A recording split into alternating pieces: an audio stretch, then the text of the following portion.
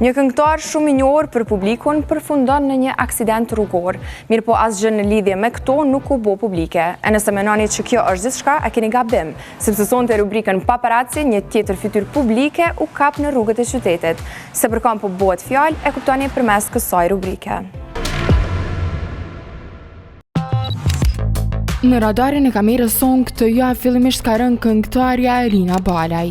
Në të gjitha fotografi që kanë arritur në redaksin ton, çka vërihet janë flokë të kuqe flak të këngëtarës, që tash sa kohë po i mban goxha mirë, duke pasur parasysh që është një ngjyrë e vështirë për flokët. Megjithëse tek rrënjët e flokëve vërihet dukshëm ngjyra kafe, origjinalja e saj, sidomos në mesin e ditës kur ndriçimi është tej mase i madh. Destinacioni i saj ishte makina e llojit Porsche. Këngëtarja ishte e shoqëruar nga motra e saj dhe një djalë. Rina e veshur me një këmishë të kaltër të hapur, nuk heziton të sillet rrugëve të qytetit duke kryer punët e saj në mes të ditës. Makina e saj ishte e parkuar në një zonë të ndaluar me 4 shënjuesi të ndezur, pra kohë e shkurtër qëndrimi.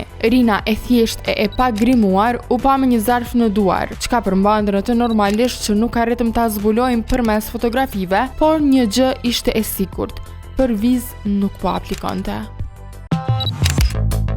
Një fotografi tjetër që lidhet prap me makinën e njërit nga vipave të anësht e radhës në këtë paparazzi. Veçse makina në këtë fotografi nuk e ka fatin edhe aq të mirë. Në redaksin ton ka arritur një material që tregon një aksident që këngëtari Daim Lala ka pasur gjatë kthimit prej një dasme në Zvicër. Daimi kishte kënduar gjatë natës dhe me të përfunduar dasma ishte drejtuar për në apartamentin e tij në Zvicër. Përgjatë autostradës ai është ndeshur me një makinë e cila po voziste në kursi të kundërt. Fatmirësisht makina e tij luksoze ka mundsuar që pavarësisht dëmtimeve materiale, këngëtari të mos psoj asnjë lëndim fizik. Aty afër makinës e cila kishte psuar dëme të mëdha, shihen edhe makinat e emergjencës që me shumë gjas po trajtonin këngëtarin e aksidentuar. Në këtë aksident fajtor ishte makina tjetër duke qenë se voziste në anën e kundërt të rrugës. Daim Lala aktualisht është në Prishtinë shnosh e mirë dhe ky aksident fatmirësisht nuk po e ndal atë të vazhdoj hapa tutje në karrierë.